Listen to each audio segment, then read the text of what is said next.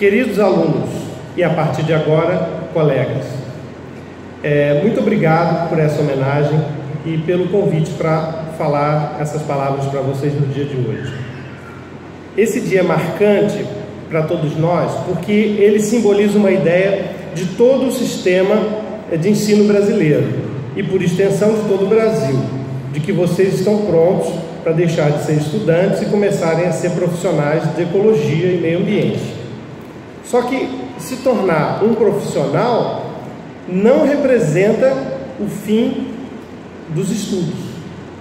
Representa o início da atividade profissional concomitante com os estudos. Porque, para vocês terem uma ideia, nunca a humanidade produziu tanto conhecimento como hoje em dia. Todos os anos, cerca de 50 mil artigos científicos, livros e capítulos de livros são publicados na área de ecologia, somente na língua inglesa. Então, um ecólogo, para se manter atualizado, tem que fazer um esforço enorme de estudo, continuado pela sua vida profissional toda. Portanto, o que se inicia agora é uma vida estudantil privada, em que você exerce a sua profissão ao mesmo tempo em que faz um esforço permanente por acompanhar as notícias, descobertas científicas que estão sendo feitas nessa área. Isso sem contar na parte política e social e econômica, que tem um impacto tão grande sobre as questões ambientais, né? Agora, como é possível viver e entender um mundo complexo como esse, com informações contraditórias produzidas às vezes sobre o mesmo tema? Desde o início da nossa história, pessoas tiveram opiniões sobre a vida e o mundo, e muitas discussões e conflitos se transformaram em confrontos violentos e rompimentos sem volta. Uma grande solução para conciliar tantas informações diferentes e muitas vezes contraditórias é o pluralismo, que permite a você formar ideias claras e que funcionem sobre o mundo, ao mesmo tempo sem se fechar numa atitude dogmática. Uma das primeiras pessoas que apresentou a ideia de pluralismo foi o filósofo indiano Mahavira, mais ou menos no ano 500 a.C. Ele fundou a filosofia jainista, que até hoje existe na Índia, né?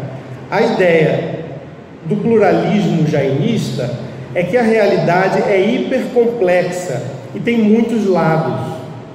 Todas as facetas lapidadas de um grande diamante são lados verdadeiros da mesma pedra, embora tenham formatos diferentes, estejam voltados para direções diferentes e reflitam cores diferentes.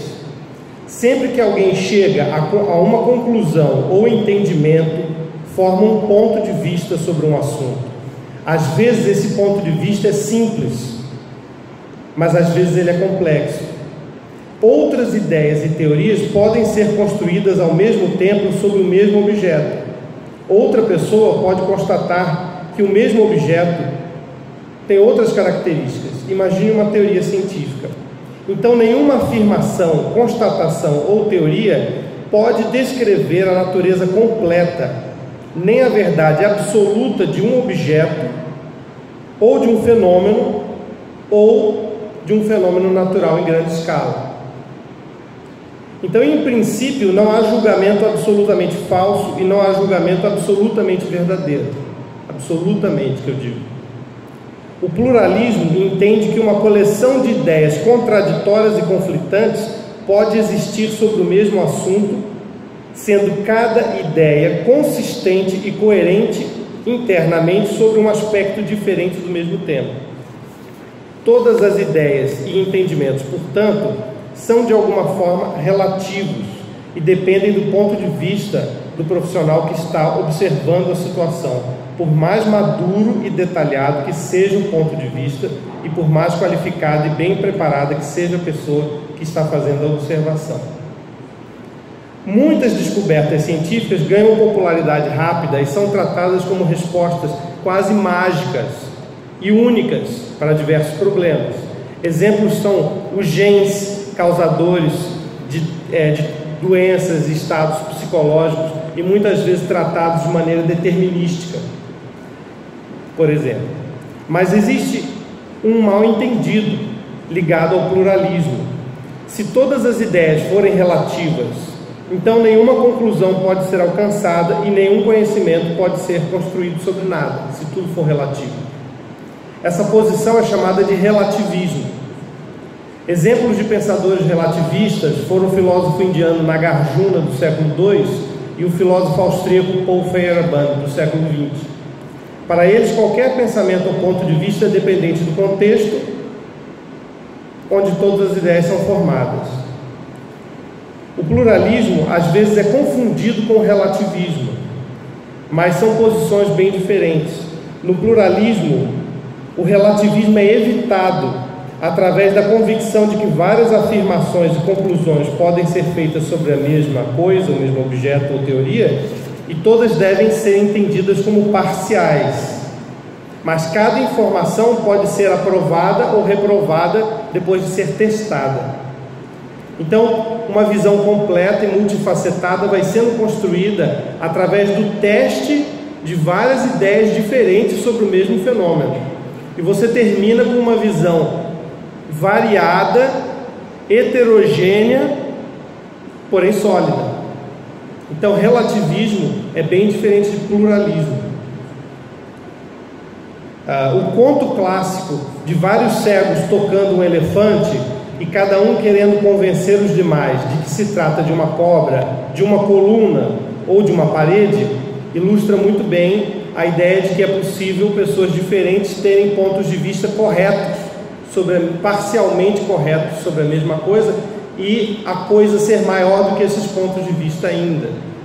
Por isso é muito importante, por mais que a gente estude, por mais que a gente tenha conhecimento e tenha um diploma e tenha alguma autoridade para falar uma coisa, que a gente lembre sempre de que é um ponto de vista incompleto e que isso não é um defeito, é uma característica da visão humana sobre a realidade. O pluralismo, ao contrário do relativismo, busca construir um entendimento melhor da verdade, pessoa, sobre qualquer fato, pessoa ou objeto, através da discussão e comparação de pontos de vista, descartando aqueles que forem caindo em contradição e falhando em testes, e mantendo aqueles que forem sendo confirmados. A filósofa americana Nancy Cartwright estudou a construção de descobertas e explicações científicas ao longo dos últimos 100 anos, por exemplo, na física e na economia. Ela descobriu que quando as ciências têm seus maiores sucessos práticos é quando elas trabalham em conjunto com várias teorias e resultados, formando como se fosse uma confederação de ideias e não uma pirâmide em que uma teoria ou explicação forma toda a base necessária para o progresso. A imagem do cientista tendo uma ideia brilhante é verdadeira. Entretanto, muitas dessas ideias acontecem nos momentos de pausa e reflexão do trabalho científico, e no final elas atuam como uma rede de colaboração e não como uma linha de comando. É nessa colaboração a abertura ao ouvir o ponto de vista dos outros cientistas é fundamental.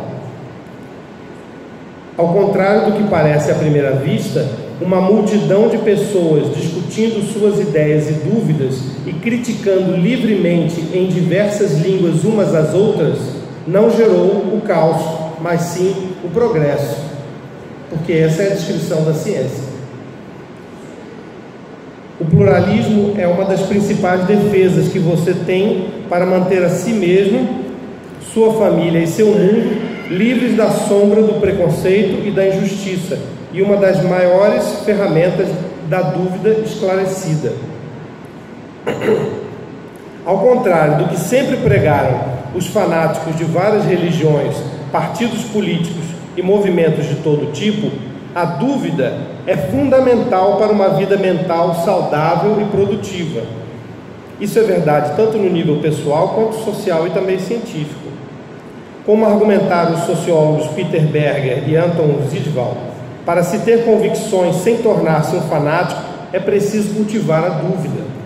Não a dúvida do relativismo, na qual nos tornamos incapazes de qualquer decisão por considerar todas as opções como iguais, mas sim uma utilização virtuosa da dúvida, que nos permite avançar com determinação e sólidas convicções, inclusive morais, sem nos submeter à tentação fanática do bairrismo, do fascismo, do nazismo, do comunismo, da Inquisição e de todas as ditaduras políticas e religiosas, de considerar inimigos todos aqueles que discordam de nós.